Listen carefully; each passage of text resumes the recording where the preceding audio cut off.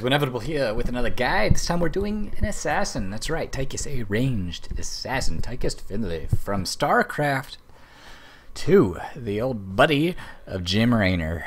He's back again. He is here. He is magnificent, an awesome, fun dude to play. He is picked and banned in almost every competitive match. As well, I'm doing a lot of the more popular competitive heroes first. If you haven't noticed already, with what Tyrael, Arthas, Tassadar, Tychus probably the most popular up there, with the likes of what else do we have? Falstad, Uther, Rhaegar. We'll get to those guys. They're coming, and of course I did Abathur. I wanted to do an assassin here. I did a Tychus guide pre-wipe. Nothing has really changed. If you've seen that one, I hate to disappoint you. There's not a whole lot different about this, but I did want to revamp it. I'm doing them in two parts. We're going to talk about him, show off his skins a little bit, and then jump in game and do the gameplay.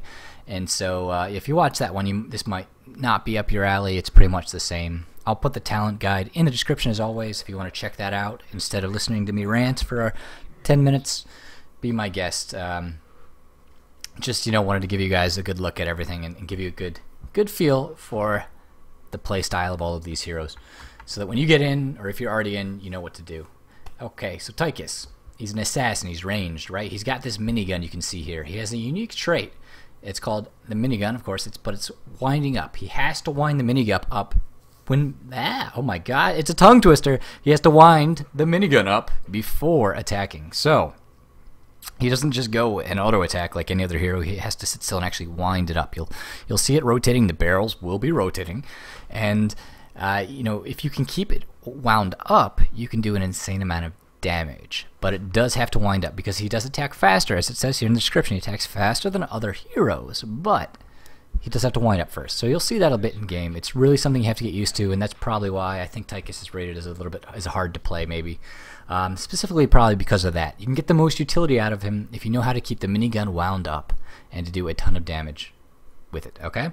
His basic abilities: Q is Overkill, mana of 75, cooldown of 15 seconds, and it is kind of a move and shoot. So this kind of breaks that rule. He doesn't have to stand still and wind up for this. He can move and shoot, attacking one target and damaging splash to neighboring enemy heroes and minions and buildings. It does 280 damage at level 1 to the Q target and 140 splash. That's half damage splashing targets in that vicinity. Now, it's good to note that you can Q onto one target and then Q onto another. You can switch as many times as you want. It lasts for 5 seconds once you cast it. It's also important to note you can be interrupted here. So if you're playing against, say, a Brightwing with a polymorph and you cast your Q, she can polymorph you and completely nullify it. You've just wasted your ability. Something definitely to keep in mind as you play the game. It's great for clearing minion waves. It's also great for moving and positioning yourself into a better spot on the map. But his pure minigun attacks are going to do a lot more damage to a single target if you can use them correctly. And at level 20, it will do upwards of 1800 damage, and with a 900 splash over at that 5 seconds, of course. His W, excuse me as I clear my throat, is the frag grenade. You'll see this skill shot used quite a lot in matches to great effect. You can use this to knock somebody out, to interrupt their abilities. Just as his Q can be interrupted, you can interrupt their casts. You can knock them away, and more importantly, you can knock them back towards you. This can be great in snagging kills. It's a really high skill shot. The potential for this. You throw a grenade, it's an area effect damage, 535. At level 20, 60 at level 1, of course, scaling up. And then it knocks enemies back away from the center of the blast. So if you throw the grenade behind them, it knocks them towards you. Run and gun is his E. It's an escape and an engage, as a lot of dashes can be used for both. It's a short dash. You will run, and then you instantly wind your minigun up. So you can use this to escape, yes, quite easily. You can also use this to wind the minigun up and get shooting even faster, deal out a little more DPS. It's cooldown of 8 seconds with a mana cost of 50. So both the frag grenade and the running gun, 50 mana. And you can see the cooldowns 15, 10, and 8. Important to keep that in mind because this is, as I said, an escape. It helps you get out of danger. Tychus, early on, is very vulnerable. The way we're building him, he is gonna have so much health that nobody's gonna want to focus you at all. They'd rather focus a Tyrael than focus you. And part of that is his heroic the Commandeer Odin. It's 100 mana, 100 cooldown. Gives you a second health bar. It restores you instantly to full health. When you call it down, it lasts for 23 seconds. Now, you do not stay at that health bar. That health bar will disappear. At the end of 23, you'll go back to your original health. So if you were almost dead, you cast the Odin, you will have a full health for 23 seconds. And then you'll be back to where you were before you used the ability. Be very careful in that regard. It's great for when enemies attack you, you can kind of lure them into attacking you, your character, your hero specifically, and then using the Odin to drop this down. All of a sudden, you're back at full health. What are they going to do? Oh, oh, whatever. They just focused the wrong guy, is basically what happens. He also gets a new set of abilities. He has Annihilate, which is his Q. Shoots in a straight line, dealing 70 damage along that line, 317 at level 20. His W is Ragnarok Missiles. You fire this, it's also 70 damage, 317 at level 20. Hits multiple targets. And then his E, you get this with the level 20 upgrade. You won't have this at level 10. It is the Nuclear Blast area effect spell. You cast, you shoot a nuke up into the air, and it comes down, blows up in a radius, 200 damage plus 25 per level, so 675 at level 20. It's a fun spell to cast, of course. A lot like the Precision Strike with Nova, a little less powerful. But you get to cast them. It's a short cooldown on those of just 10 seconds between nuke blasts, 7 seconds on the Annihilate and the Ragnarok Missiles. Draken Laser Drill is his other heroic. You will see this used occasionally. Its most useful opportunity for this really is on Haunted Mines. What you do, it's 100, the same mana, same cooldown, 100 each, and you drop a laser turret that has a health pool of 500 at level 10, 100 health per level. And it will basically sit there on the ground. It's immobile, but it attacks heroes within a certain radius, and it deals 15 damage a second over 22 seconds. You can use this to take the golem, the grave golem, down quite easily. And any hero that the enemy team isn't really going to be able to engage on top of it is a big thing. That's why it can be very, very useful if used in the correct situation. It's very hard to use correctly though, because it is immobile and you give up the Odin, so you lose a lot. And it lasts 22 seconds, lasts about the same. And if you use it correctly, you can do a ton of damage. But it's just very hard to use. That's why you really only see it on Haunted Mines. You check out his skins here, the little tints, the level 10 Master skin. Look at that, dude. He looks. Oh boy, you see this. I see Idra use this a lot when he plays Tychus. He'll pop out the Master skin on Tychus. And then, of course, the first legendary skin in the game is the Infested Tychus. That's right. All of his abilities are different. He has different sounds. I actually haven't played with him yet. But his Odin is infested. He tosses out banelings for his grenades. He's an awesome skin to really have. It is $15. It's, I think, one of the most expensive skins in the game right now. But that's just what most other skins, I believe, are up between 5 and 10. It's really awesome because it has a whole separate sound effects, special effects package. Going through the talents here. Remember, we're going to build him for damage and for sustain. As I said early on, he's very vulnerable. His health pool, he starts at 725. At level 20, he's 3,385 with pure health, with a 7 health a second regen at 20, 1.5 base. So he is not the squishiest of carries. Nova, is a bit squishier at like 27 at level 20. Raynor, let's check out what is Raynor's health. 725 base plus 120. So he gets a little bit less per level, Raynor does, but they start at the same health pool. But Raynor has the passive.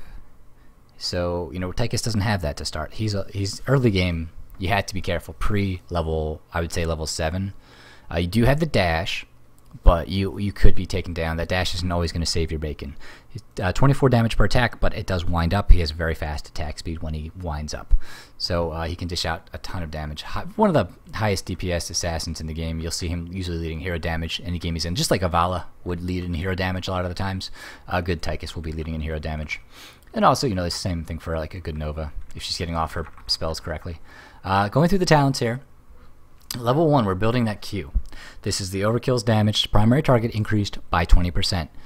your Q is going to have an extra 20%. You're using this, you know, its cooldown is pretty short, right? It's only a 15-second. I mean, it's not the shortest, but this is what we're using here. We're not doing like a grenade build. We'll do that in a separate video where you increase the explosion radius of the frag grenade by 25%, or you increase the range of the running gun. I've said in the previous video I don't usually use dash because that extra 25% just doesn't really cut it. You're still usually going to die. You know, maybe now and then it'll just save you by a bit. But if you're smart with Tychus, you won't take stupid deaths. You know, I'll say you won't take unnecessary deaths. And oh shoot, I gotta talk to Franco here, but you know, the armor piercing rounds is good because that extra damage regen. I've never really used scouting drone. I wouldn't use on him either. You're really trying to build for damage here. He is an assassin. And then so let's tell Franco 1 sec. I invited him to a party before this, so he's probably trying to get in the game. On level 4. I used to think you could do Vampiric Assault for the extra health. The Spray and Pray, however, is what I've been taking just because I found you really don't need that extra healing from Vampiric Assault.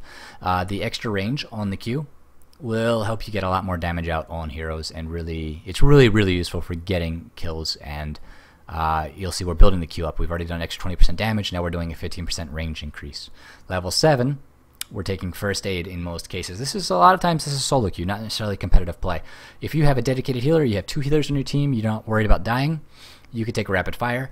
After attacking for 3 seconds, you gain a 50% increased attack speed. I would certainly use this if I'm in a competitive team and I have a healer in my lane and I'm not worried about dying. Or rapid fire, definitely the way to go. Sometimes you'll see a quarterback increase the range of the frag grenades here. But in solo play, if you're on your own, you don't have a dedicated healer, there's no healing on your team, or there's a Tassar who has shields but no real heals, except for maybe a healing totem, you can go with first aid here. It gives you an extra 35% over 6 seconds. It's insane. And you'll see it's going to stack up nicely with other abilities. Okay, so that's the first 3 levels. Then Commandeer Odin on level 10 for the reasons we've already talked about. Level 13, a lot of the times you're going to take Lead Rain here. It's stacking slow. You could take Relentless if there's a lot of CC, you're doing like an anti-CC composition. That is certainly viable in the right comp, but this just gives you a slow tier Q. You've already got the extra 15% range, 20% damage. Now Lead Rain gives you an extra 20%, up to a 20% slow. Stim Pack, I could see being useful in certain cases, but again, that E is usually used as a disengage, not as an engage tool. And I don't really use Giant Killer, but it's not a terrible choice either. There's really good choices across this talent tier. But like I said, generally doing with the Q for that slow, because you don't want people escaping. That's when you can dash forward and slow them down. Level 16, we're doing the more that sustain here, the Stoneskin, the 30% max health as shield. So with this and first aid, you'll have an extra 65% of your health pool. And then the Odin on top of that is a second health bar. You have almost 3 health bars between the 3. And then any heals you're getting from your team. And that's why we use that. You know, this and the first aid go nicely together if you use them. If you have, say, an Arthas, you could use Executioner. Sure, that can do really well against CC targets. And you don't need the Stoneskin. By all means, grab the Executioner if it's applicable. I guess you occasionally could make a case for Concussion Grenade if you're doing a grenade build. But remember, this is sustain, straight DPS. We're not building up our W here. And Stoneskin is the choice on 16. Level 20, I love taking Big Red Button. The Odin lasts 50% longer, and you get those nuclear blasts we were talking about earlier. If you don't need the extra DPS, but you need an escape, Bolt of the Storm, by all means, is a good choice for him. And of course, if you're taking the Laser Drill, you can take the upgrade, the Focusing Diodes here, increases the range by 15%, and it deals increased damage the longer it remains on a single target. So it really focuses down that golem on Haunted Mines.